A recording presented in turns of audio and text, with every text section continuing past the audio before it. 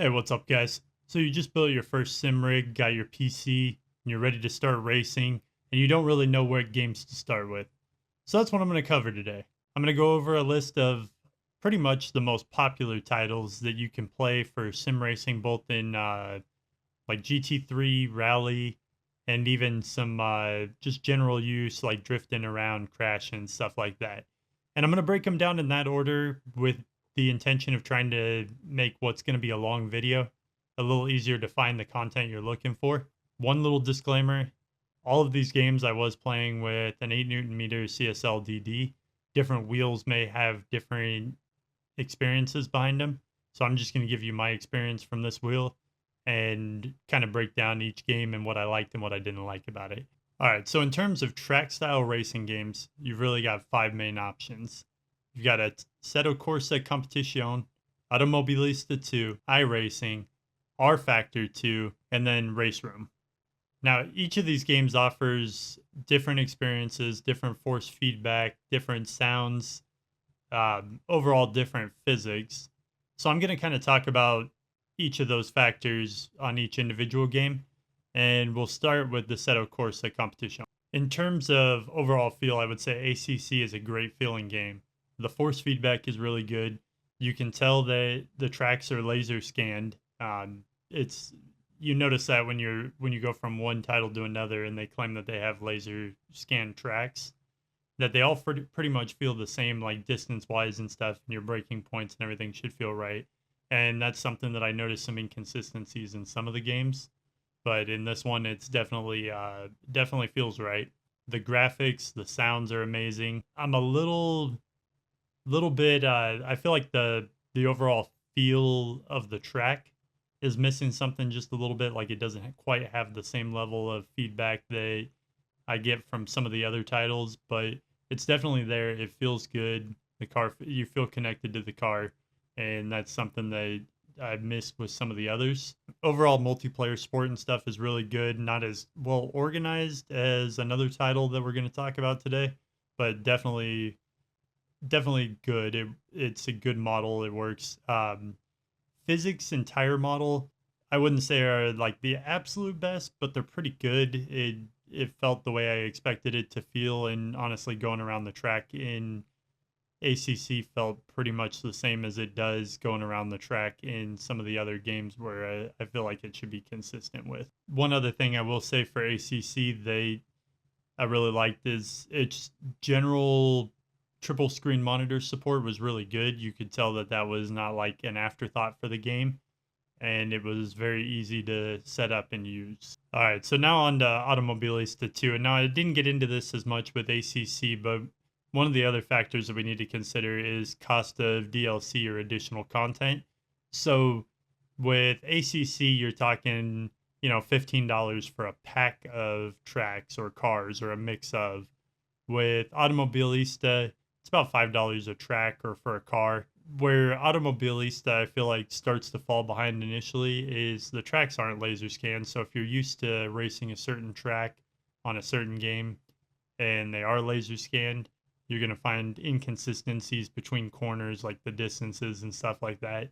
The force feedback overall is reasonably decent. I wouldn't say it's great. There's not a lot of feedback from the road, or at least in my experience, I wasn't getting that. And sure, I could have dialed the wheel in more and stuff, but that's something I just kind of want to be able to notice, and I really didn't.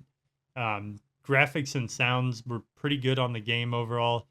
A little bit less on the detail side, but in the color depth, the sound of the engine and stuff, it sounded really good. Um, but overall, like just the tire model, the feel of the game and stuff, I would say I would relate it more closely to a Simcade game. I would say it's still a sim racer, but it's very like on the border. Uh, Not a bad title, not a bad option. Just definitely wouldn't rank it in the top.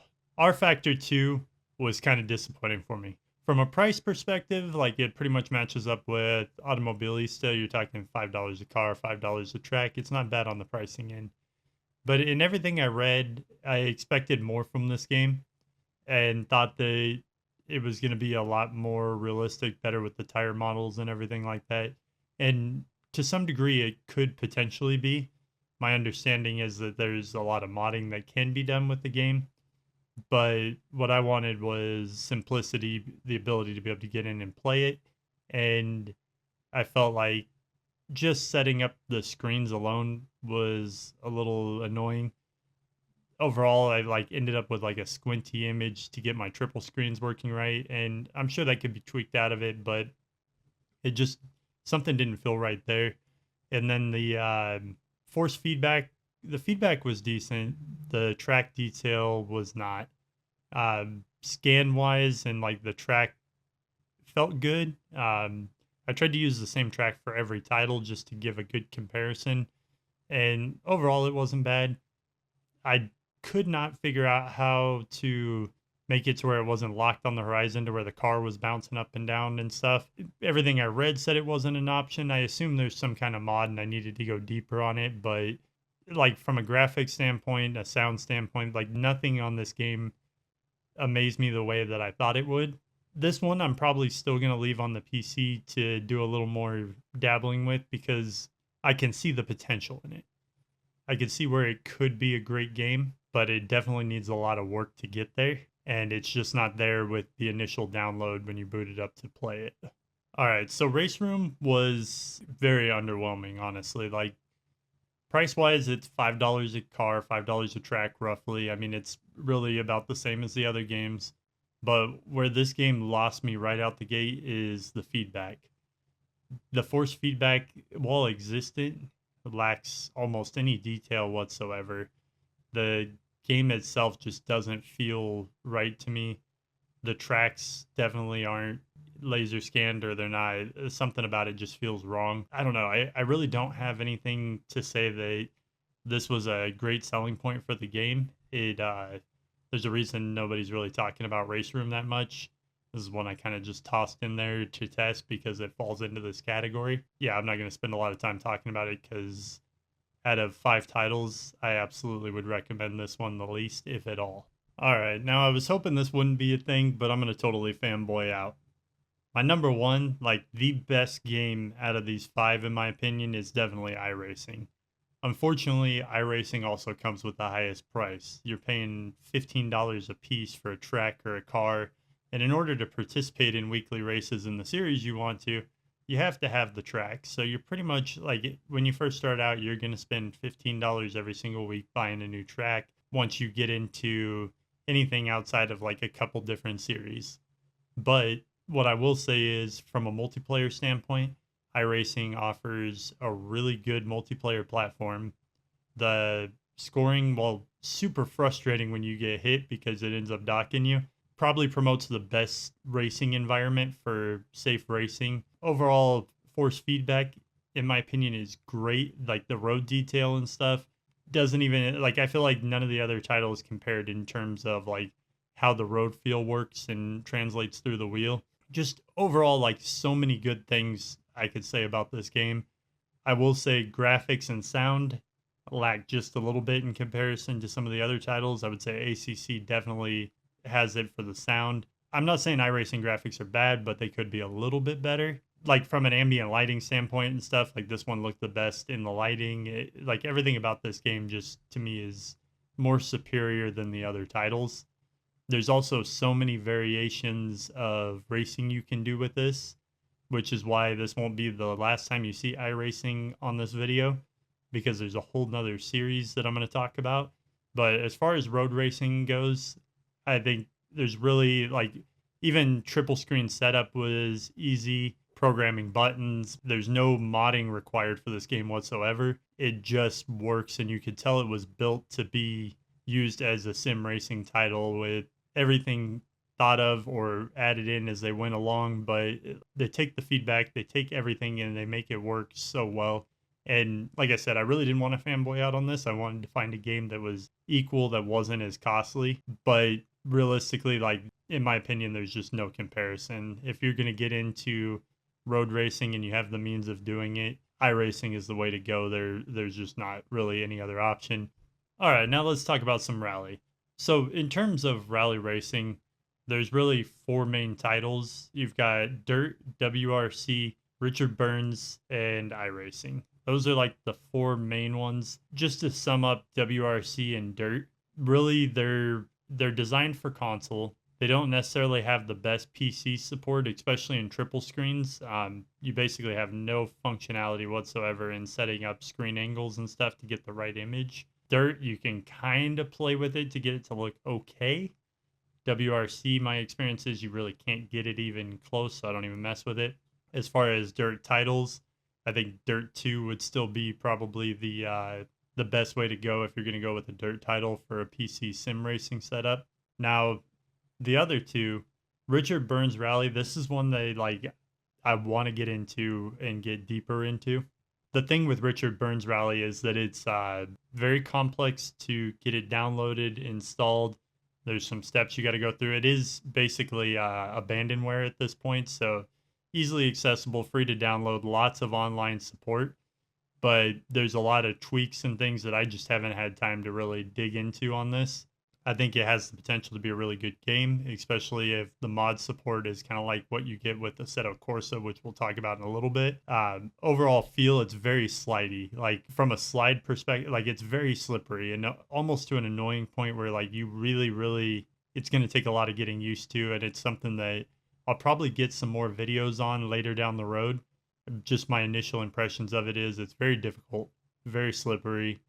Lacks a lot of detail. Triple screen support isn't there initially, but I think there's a mod for that I'm going to look into. And then we can go back to iRacing. iRacing in Rallycross is freaking awesome. Like I feel like this is another thing they nailed, and if they could do actual like rally courses and stuff, they would be leaps and bounds ahead of any other rally option, just because between graphics and support and the fact that like everything that works for everything I said about iRacing previously works in the rally as well. That being said, if you want full courses, I think initially, if you don't want to go through all the mess of modding and downloads and everything that comes along with Richard Burns, I would highly recommend Dirt 2 for like actual courses and stuff. I think Dirt 2 is probably the best of them, but if you're just looking for rallycross, definitely iRacing feels much better, sets up very nicely on PC. I think it offers the best overall experience for just sliding around. Everything feels really good on iRacing. Doesn't matter what kind of race you're doing. All right, now let's take a minute to talk about a couple titles that are just fun to play. First off, Assetto Corsa. Assetto Corsa offers racing, but it's also got drifting, and it's got an extensive mod community that allows for like traffic simulation and stuff like that. And overall, it's just a lot of fun to play. You've got your drifting options. You could just go out on a track and drive the car and race against people. And, you know, for that, it's not necessarily the best. I wouldn't rank it in the top 5 or anything like that. But it's one of the few titles that has fairly realistic physics, but offers the ability to just drift the car around or, like I said, play in traffic. And the traffic mods and stuff are really cool. There's a whole No Hesi server that I like to play just when I need to blow off some steam and chill out and I want to drive, but I don't want to like put myself in a competitive scenario. Though even No Hesi can be competitive, you are scored and everything. So really awesome options from Assetto Corsa. And then on the other hand, you have BeamNG, which is recognized as having really good physics, especially their crash models. Their crash models are absolutely insane. They're a lot of fun. When you see somebody with like a model of like a different kind of car crashing into something or explosions and stuff like that, BeamNG is used for a lot of that stuff. It also can do traffic, and there's a lot of variation around it. And yes, you can race in it, but in my opinion, it's just like it's not the right kind of atmosphere for racing. It's more fun just to use as a physics model, really. But it is cool. It is a lot of fun. And if you're looking for something just to dabble with and you don't want to get into serious racing, Assetto Corsa, BeamNG, both must-haves. I would say even if you're getting into serious racing, you've got to have at least Assetto Corsa. I mean, BeamNG, there's specific kinds of people that really enjoy that. Assetto Corsa just has way too many options for your average car enthusiast that has a sim rig to not have in their back pocket ready to go. All right, and lastly, one more honorable mention that I threw around whether to even talk about this, but I just recently got a key to test Rennsport beta. My initial impressions of it, first off, the beta so far does not have triple screen support, so I was pretty disappointed with that. Overall, like, I just haven't gotten it to run smooth yet, and it's something that, like, before I even get on a track and test like racing against other people, I would like to see the game running smooth. Graphics wise, it feels fairly decent. I will say for a game that claims to be laser scanning tracks, the one track that I got on definitely did not feel laser scanned, and maybe that's something that they're working on and it's not part of the beta. It's too early to tell whether this is going to be a good game or not, but so far from the betas, it's not something that I'm going to spend a lot of time on until they make some serious improvements on it.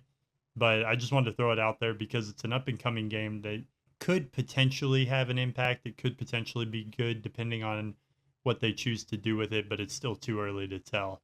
All right, guys, I think I covered pretty much the majority of available sim racing titles. If I missed one, let me know in the comments.